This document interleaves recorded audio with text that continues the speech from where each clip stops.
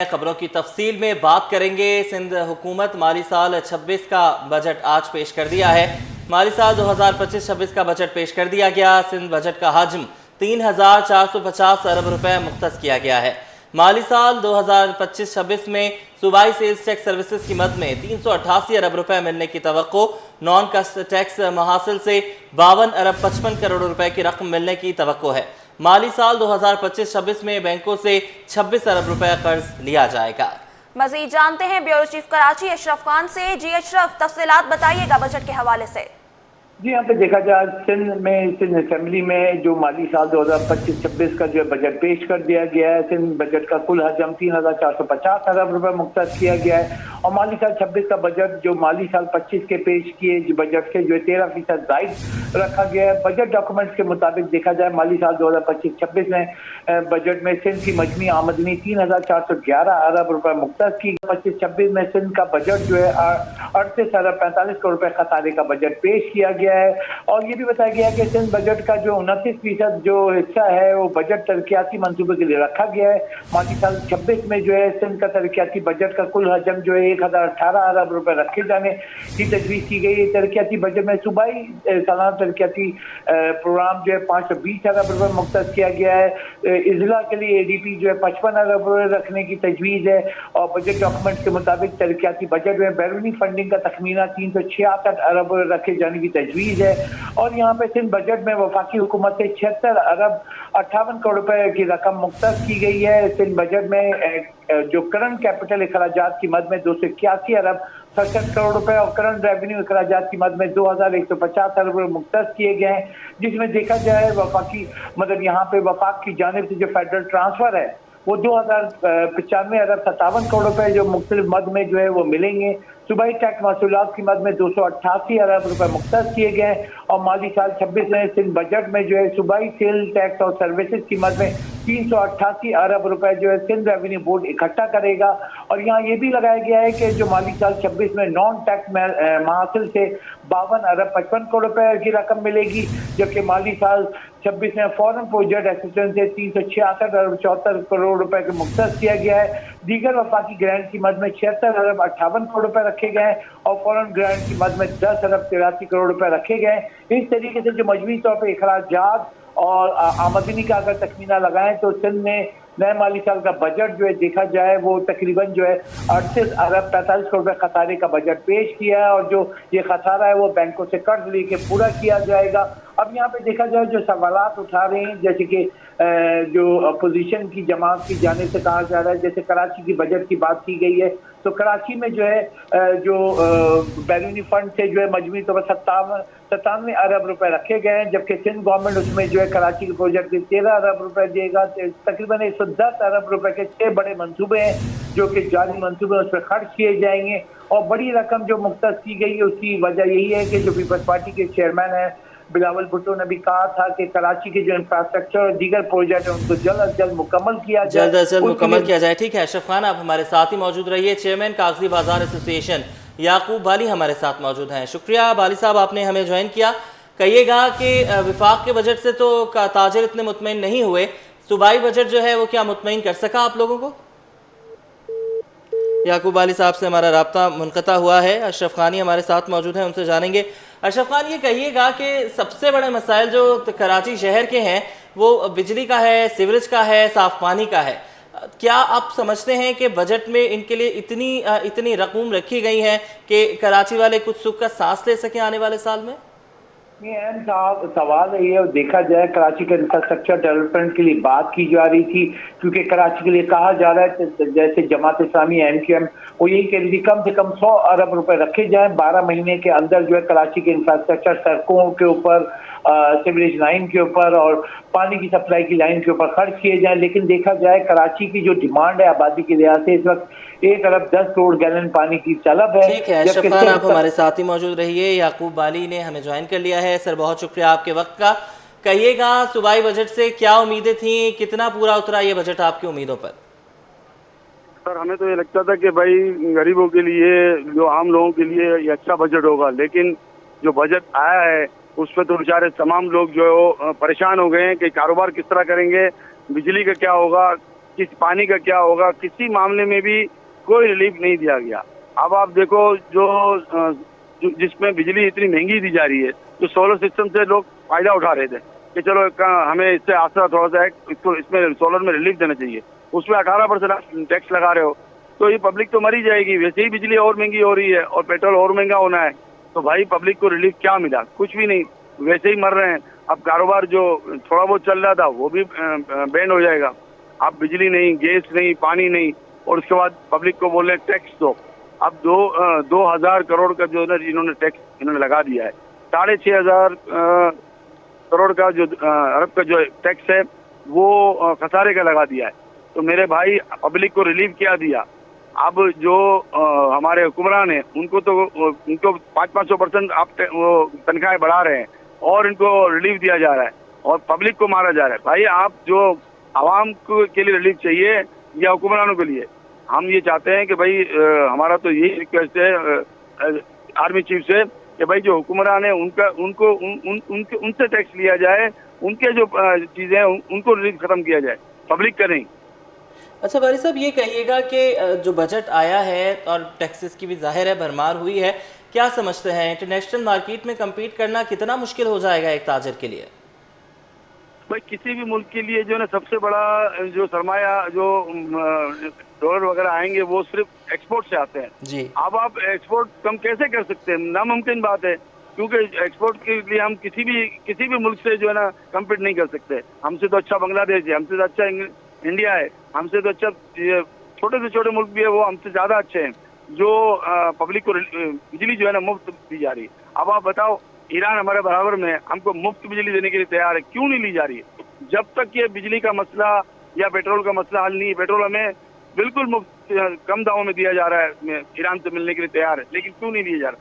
जब तक ये पेट्रोल बिजली कम नहीं की जाएगी, एक्सपोर्ट हमारा बढ़ ही नहीं सकता है और नीचे की सतह पर जाएगा। अब आप ये 18% लगाने के बाद आप क्या समझते हैं, क्या एक्सपोर्ट बढ़ेगा? बल्कि और कम होगा, क्योंकि जो सोलर सिस्टम जो आ रहा था उस पर आप 18% टैक्स लगाने के बाद यानी कि पब्लिक पर जुल्म कर दिया, तो अब वो भी लोग और मर रहे हैं। एक्सपोर्ट जब तक नहीं होगा हमें जो हमारा सरमाया बढ़ेगा नहीं, सबसे बड़ी बात यही है। अच्छा वारिस साहब, ये भी कहिएगा क्या इस बजट को लेकर जो है आप लोग कोई नेगोशिएट करेंगे, हुकूमत के साथ बातचीत करने की कोशिश करेंगे, या फिर जो है अब बजट आ गया है तो फिर कबूल तो करना ही पड़ेगा? सर हम तो इस कारोबार में जो हमारे जितने भी लोग हैं हम इसको मुस्तरद करते हैं और हमने बातचीत करने के लिए भी हमारी टीमें बातचीत चल रही है हमारे आपस में, और इंशाल्लाह लाएमल तय करेंगे, या रोड पे आएंगे या मीटिंगें करेंगे या फिर कोई ना कोई लाएमल तय करना पड़ेगा, क्योंकि हालात जो जा रहे हैं वो बेचारे तमाम लोग जो मर रहे हैं, तो इसलिए ज़रूरी है कि हुकूमत को हमारी बातें माननी पड़ेंगी, ये माननी चाहिए अगर मुल्क को आगे बढ़ाना है। क्योंकि हम तो मुशर्रफ के पर था और जब ताजिर बिरादरी से इन्होंने मशावरत की तो ये डॉलर नीचे आया। हम हर चीज के हल कारोबारी लोग बता सकते हैं, जो सीटों पे बैठे या एसी में रूम में बैठ के बता नहीं सकते। ठीक है याकूब अली साहब, आप हमारे साथ ही मौजूद रहिए। मुआशिर माहिर अतीकुर रहमान साहब ने भी हमें ज्वाइन कर लिया है। सर बहुत शुक्रिया आपके वक्त का। अतीक साहब कहिएगा कि वज़ीर आला कह रहे हैं कि मईशत को फ़रोग़ देने के इक़दाम इस बजट में शामिल हैं, आप क्या समझते हैं? प्रोविंशियल बजट की बात कर रहे हैं या फेडरल बजट की बात कर रहे हैं? फेडरल बजट और प्रोविंशियल बजट दोनों पे अगर आप अपना मौक़िफ़ देने तो बहुत बेहतर होगा।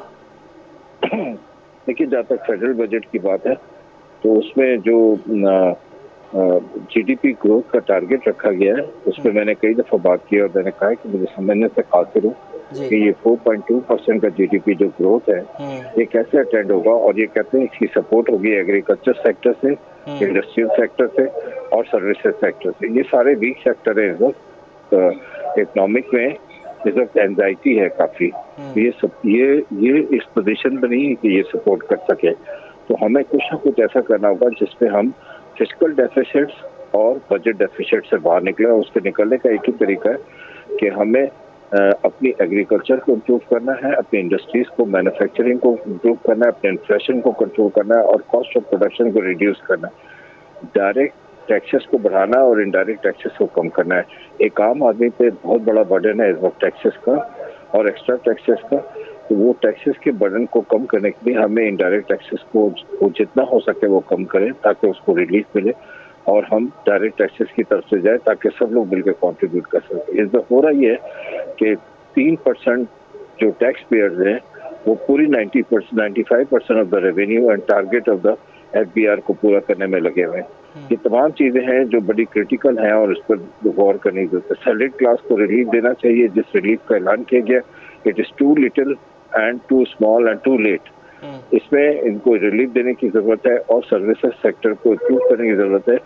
जो लोग हमारे ऑनलाइन काम कर रहे हैं और जो डिजिटलाइजेशन पे काम कर रहे हैं और अपनी ग्रोथ से अपने एम्प्लॉयमेंट को देख रहे हैं और जो अपनी एम्प्लॉयमेंट से गवर्नमेंट की इकॉनमी में कंट्रीब्यूट कर रहे हैं, उनके लिए इकॉनमी ने कोई बेनिफिट्स नहीं रखा, उस बेनिफिट्स को भी कंसीडर करने की जरूरत है। तो मुख्तसर ये है कि जब प्रोविंशियल बजट की तरफ हम आते हैं तो हम देखते हैं कि इसमें हमें अपने बड़े शहरों की डेवलपमेंट में हमें रोड इंफ्रास्ट्रक्चर, पोर्ट्स और रेल रोड्स और पब्लिक ट्रांसपोर्ट से लेके ओवरलैंड ट्रांसपोर्टेशन, हम सब की डेवलपमेंट की जरूरत है। अभी मैं स्टडी कर रहा हूँ प्रोविंशियल का बजट, मुझे नहीं पता कि इसकी ग्रोथ पे क्या काम किया गया और साथ ही साथ हमें अपनी हेल्थ और एजुकेशन को भी इम्प्रूव करना है और वाटर सैनिटेशन को भी इम्प्रूव करना है। ये एक बहुत बड़ा चैलेंज है जिसको हम कह सकते हैं कि बिजनेस भी चैलेंजिंग कंडीशन है और इन्वेस्टमेंट भी चैलेंजिंग कंडीशन है। तो लिहाजा हमें डेवलपमेंट को भी देखना होगा कि हम इन डेवलपमेंट करते हैं। देखिए, आखिरी बात, मुझे नहीं समझ आता कि नॉन डेवलपमेंट एक्सपेंडिचर रिड्यूस क्यों नहीं हो रहा, ना प्रोविंसेस में रिड्यूस हो रहा है ना फेडरल में रिड्यूस हो रहा है। दूसरी बात, इंस्टीट्यूशनल डेवलपमेंट कैपेसिटी जो है वो भी उसको भी नहीं चेक किया जा रहा। क्या हो रहा है कि हमारे पास लॉस मेकिंग एंटिटीज भरती चली जा रही है और हम उनको किस लिए पाल रहे हैं मुझे समझ नहीं आ रहा, और हम टैक्स पेयर का पैसा उनको पालने में निकल जाता। होना ये चाहिए कि हम कर्ज नहीं लेते और अपने फिस्कल डेफिसिट और बजट डेफिसिट से अब गुजारा करते नॉन डेवलपमेंट एक्सपेंडिचर्स को रिड्यूस करके। लेकिन हो रहा क्या है कि हम ट्रिलियंस में जा रहे हैं, प्रोविंस हो चाहे फेडरल हो, हम ट्रिलियंस में अपने बजट को देख रहे हैं कि वो डेट ओरिएंटेड बनता चला जा रहा है। ये एक बड़ी अजीब सिचुएशन है, इसको हमें चेक करना पड़ेगा। दुनिया की जितनी इकोनॉमीज हैं, आपको एक बात अच्छी तरह पता है कि उनकी इज्जत और उनका वकार उनके ट्रेड की वजह से होता है। हमारा क्या हो रहा है कि हम सिवाय दो कंट्री के किसी कंट्री के साथ ट्रेड डेफिसिट के अलावा ट्रेड सरप्लस में नहीं है। हमें ट्रेड सरप्लस में जाना है। हमें made in Pakistan production of Pakistan को आगे बढ़ाने के लिए उन मुल्कों से जो हमारी दोस्ती है वहाँ रिलेशनशिप कायम करनी है और उनको कहना है कि हमारे एक्सपोर्ट्स को आगे बढ़ाने में हमारी मदद करें। और इस पर हमें अपने मैरी टाइम की इम्प्रूवमेंट की जरूरत है। जो हमारी कोस्ट लाइन है 1001 किलोमीटर की, उसको हमने नेगलेक्ट किया हुआ। ये $100 बिलियन की हमारी इकोनॉमी है, इसको हमें इम्प्रूव करने की जरूरत है। ठीक है, अतीकुर रहमान साहब आप हमारे साथ ही मौजूद रहिए। याकूब अली साहब, चेयरमैन कागजी बाजार एसोसिएशन, भी हमारे साथ ही मौजूद हैं। वाली साहब, वज़ीर आला कह रहे हैं कि हालात बहुत मुश्किल हैं और इन हालात में जितना रिलीफ हम जिस शख्स को दे सकते थे, जिस तबके को दे सकते थे, हमने दिया है। सबसे बड़ा मसला कारोबारी तबके का ये भी आता है कि कराची में बहुत सारे ऐसे इलाके हैं जहाँ पर सड़कें सही नहीं हैं, उनके रास्ते ख़राब हैं, तो उनके लिए भी बजट मुख्तस किया गया है उन रास्तों की सफाई के लिए। इस पर आप क्या कहेंगे? सर, जहाँ भी कारोबार होता है वहाँ सबसे बड़ा किरदार जो है ना वो सड़कों का, इंफ्रास्ट्रक्चर का होता है जी। और आप देखें पूरा कराची अभी खुदा हुआ है, पूरा कराची। आप कहीं आप नहीं दे सकते जहाँ दुकानें 5-5, 10-10 करोड़ की दुकानें हैं, वहाँ के रोड पूरे टूटे हुए हैं। आप बताएं कस्टमर कहाँ से आएगा, कब जाएगा, कैसे कारोबार किया जाएगा? कोई ऐसा रोड नहीं है, कोई ऐसी सड़क नहीं है जो टूटी हुई ना हो मार्केटों के अंदर। एक बात तो ये होगा। दूसरा, आप IT वालों के ऊपर टैक्स लगाया गया। आप ये बताओ कि जो बच्चे, उनको कहते हैं बच्चों को हम आगे बढ़ाना चाहिए, वो आगे कैसे बढ़ेंगे? जो कारोबार घर बैठे थोड़ा बहुत करते थे, अपना पढ़ाई भी करते थे और ये IT काम भी करते थे, तो वो उनको भी इन्होंने मार दिया कि उनके ऊपर हम टैक्स लगा रहे हैं। तो भाई पब्लिक को तो जीने का इन्होंने हक ही छीन लिया है।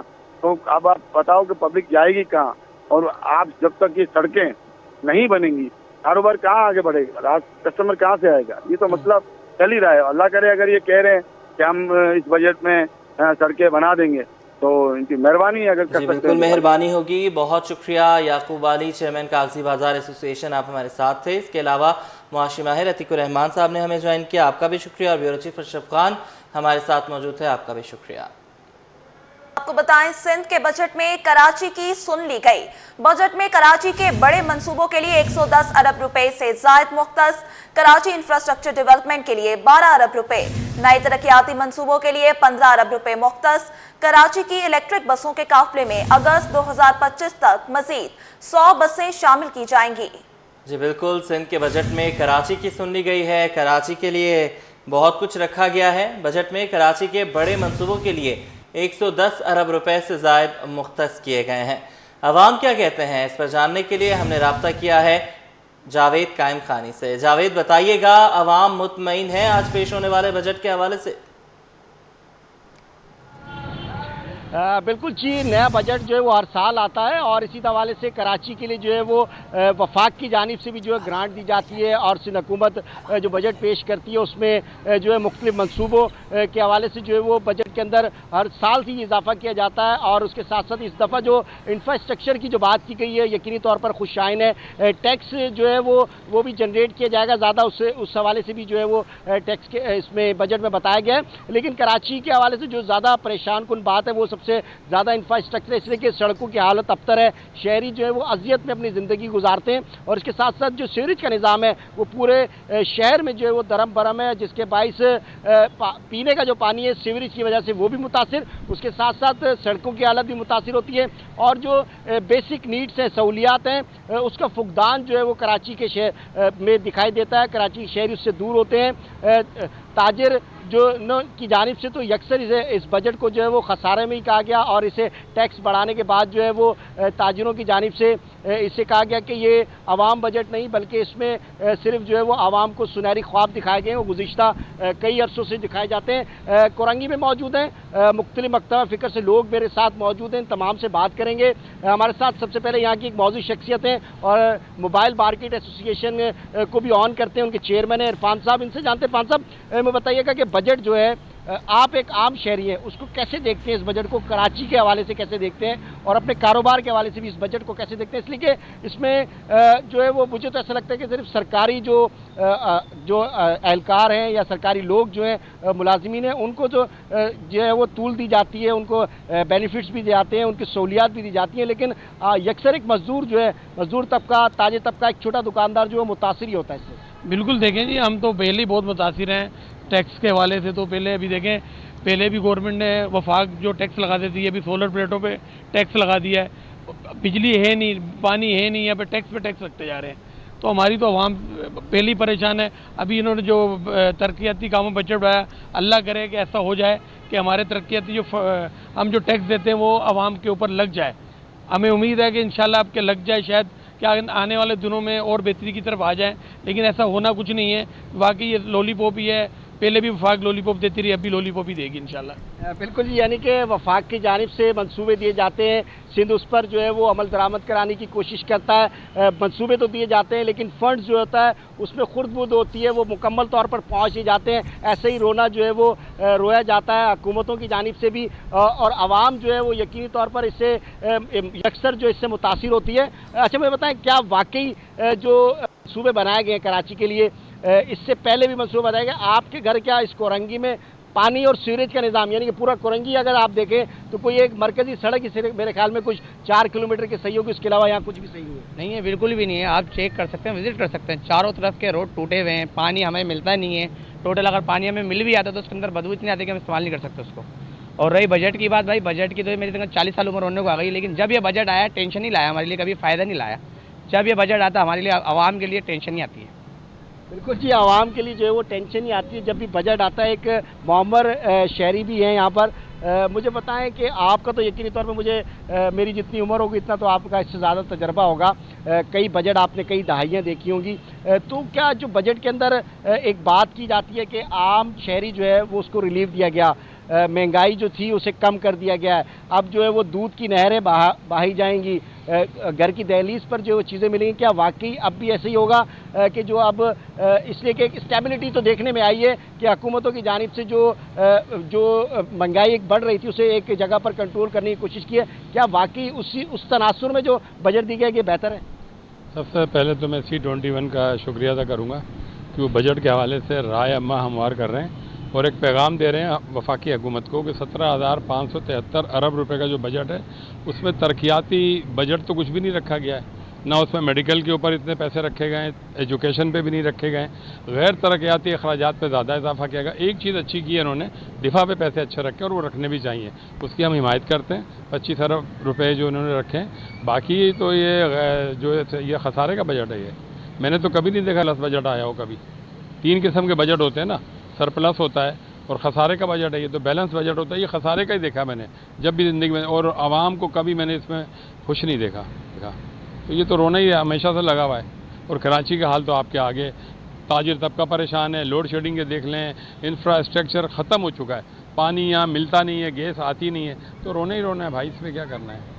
अच्छा, गुज़िश्ता बरस जो बजट आया था सिंध का, उसमें भी जो है इंफ्रास्ट्रक्चर पर जो है वो पैसे रखे गए थे और बसों के मंसूबों के लिए कहा गया कि मज़ीद अब इलेक्ट्रॉनिक बसें जो हैं वो मज़ीद इलेक्ट्रिक बसें आएंगी, वो उनकी तादाद भी बढ़ाई जा रही है। फिर हमारे यहाँ एक रेड लाइन प्रोजेक्ट है, फिर ब्लू लाइन प्रोजेक्ट है, फिर उसके बाद एक एक्सप्रेस वे मलीर जो जिसको शाहराह जो है भुट्टो कहा जाता है, क्या ये कब कंप्लीट होंगी? यही अभी तक जो है वो पिछले बजट के में जो इसमें हिस्सा रखा गया था वो अब तक मुकम्मल नहीं हो। इनका जो अखराजात है वो बढ़ते ही जाते हैं, तो क्या वो अखराजात यकीनी तौर पर जब वो यहाँ लगेंगे तो बाकी चीज़ें मुतासिर होंगी? पहले तो मैं ये बताऊं कि हमारी वर्किंग एज जो है 25 से 30 साल है। हमारे तो जो प्रोग्राम होते हैं वही 25-30 साल में मुकम्मल नहीं होते। आप शाहराह भुट्टो को देख लें, जो ब्रिज बनाया जा रहा है वो आज तक मुकम्मल नहीं हुआ। इसी तरह यूनिवर्सिटी रोड पे देख लें, तो कराची का तो बुरा हाल है। बस मैं तो सिंध हुकूमत को भी कहूँगा कि कराची भी आपका हिस्सा है और सिंध का एक मुआशी हब है, ये पूरे पाकिस्तान को रेवेन्यू जनरेट करके देता है, तो खुदारा इसको भी अपना शहर समझें, इसको भी उसी तरह जिस तरह दूसरे शहर तरक्की कर रहे हैं इसको भी इसी तरह लेकर आएँ। Thank you. बिल्कुल जी, जैसे दूसरे शहर तरक्की कर रहे हैं इसी तरह जो है वो कराची को भी वफाक जो है वो सुतीली माँ का सलूक ना करे, बल्कि सिंध हुकूमत की जो प्रोजेक्ट्स अगर उन्होंने रखे हैं तो उसमें जो है वो बजट के अंदर जो फंड्स रखे गए हैं कराची के लिए यकीनी तौर पर मिले। अच्छा भट्ट साहब, मुझे बताएं, अगर ये बजट मिल जाता है, ये फ़ंड मिल जाते हैं और ये जैसे साहब ने बताया कि ये तमाम तर चीज़ें जो है वो शुरू हुई हैं, हमारे यहाँ तो लाइफ जो है वो 25 साल की होती है, हमारे यहाँ 25 साल में प्रोजेक्ट ही मुकम्मल नहीं होता। देखें, वफाक बजट दे तो सही सिंध को, वफाक भी तो पैसे नहीं दे रही ना। सिंध कहाँ से पैसे लाए? सिंध तो कमा के दे रहा है वफाक को, वफाक नहीं दे रही। वफाक सतीली माँ का सलूक करती है। अगर सिंध में अभी देखें, मुर्ताबाब जैसा मेयर है, माशाल्लाह काम करने वाला मेयर है, उसने काम किए भी हैं। अभी गलियों मोहल्लों में पेवर ब्लॉक के काम हो रहे हैं जो बहुत टाइम से टूटे फूटे, जिन्होंने पूरे अपना टूट फूट का शिकार थे, अभी काम तो शुरू किए हैं, लेकिन वफाक तामन करेगा, इंशाल्लाह सिंध में और बेहतरी आएगी। इंशाल्लाह उम्मीद करते हैं सिंध में बेहतरी आएगी। बिल्कुल जी, यानी कि अवामी राय तो ली बजट के हवाले से बेहतरी की उम्मीद भी जाहिर की, लेकिन यहाँ पर हमें तमाम जो है वो सिंध के हक में बोलते हुए लगे, लेकिन वफाक से जो है नाले दिखाई दिए।